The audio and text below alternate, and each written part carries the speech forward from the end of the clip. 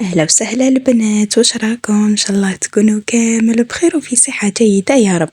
صحة رمضانكم إن شاء الله نعقبوه ونصوموه بالصحة والهنا والخير والبركات وكل حاجة مليحة إن شاء الله يا رب يقدرنا به نصوموه على أكمل وجه.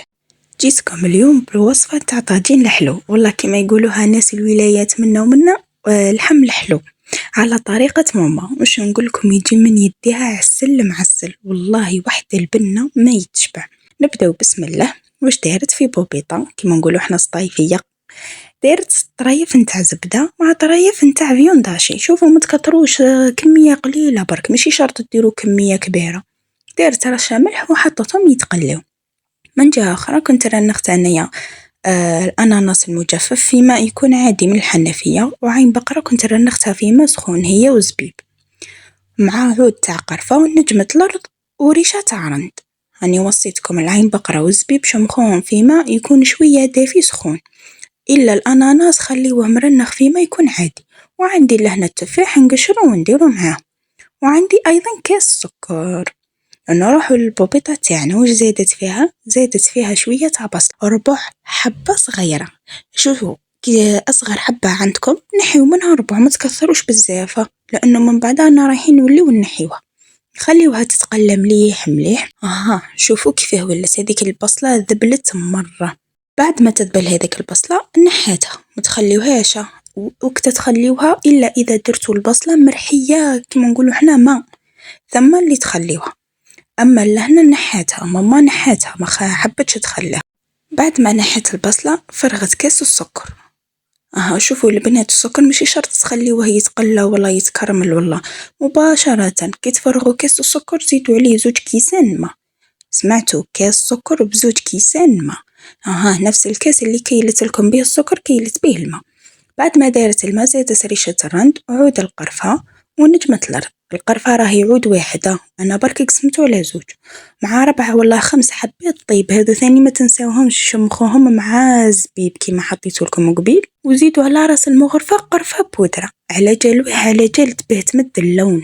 فهمتوا؟ على هذه اللي دارت قرفة بودرة. وخليوها تغلي، حركوها شوية قيس ما يذوب هذاك السكر، غطيوها وخليوها تغلي. وولعنا بعد ما غلات المرقة تاعنا مليح مليح، ليحت الزبيب صفيتو وليحتو، وزادت ليحت كذلك التفاح. شوفوا التفاح كيفاه درنالو. قشرناه، غسلناه قبل، قشرناه ودرناه في ماء وقارص، هذاك الماء عصرنالو القارص وخليناه فيه. كي نعودو رايحين نلوحوه نزيدو نعاودو نشلوه ومن بعد نلوحوه. بعد ما طاب التفاح نص طياب ليحت عين بقرة. شوفوا البنات واش نوصيكم، ما تلوحوش كلش على ضربة، ماشي تلوحوا الزبيب وعين بقرة والتفاح الكل مع بعض، لا لا، كل حاجة لوحوها في وقتها، باسكو كل وحدة تدي وقت معين في الطياب. لوحوا الزبيب هو الأول، من بعد لوحوا التفاح. كي تشوفوا التفاح طاب نص طياب ماشي طاب كومبلي، ساع لوحوا العين بقرة والأناناس، باسكو العين بقرة والأناناس راهم ثم يطيبوا.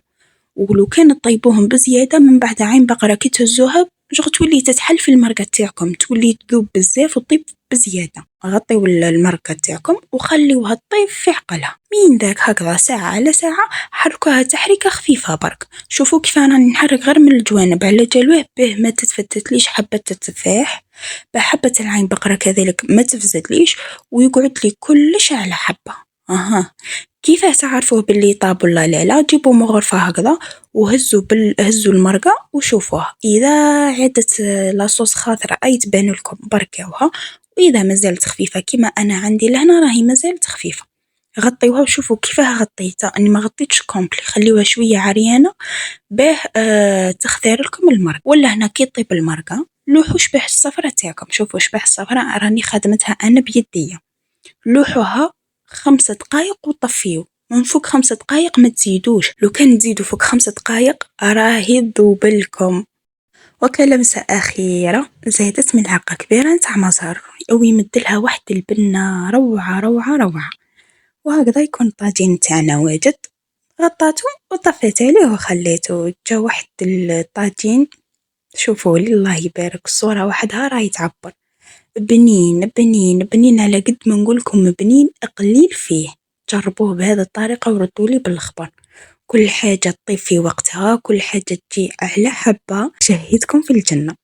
اللي سخفت عليه والله اللي تشهيته نقولك جربيها على طريقتي ونضمنها لك 100%.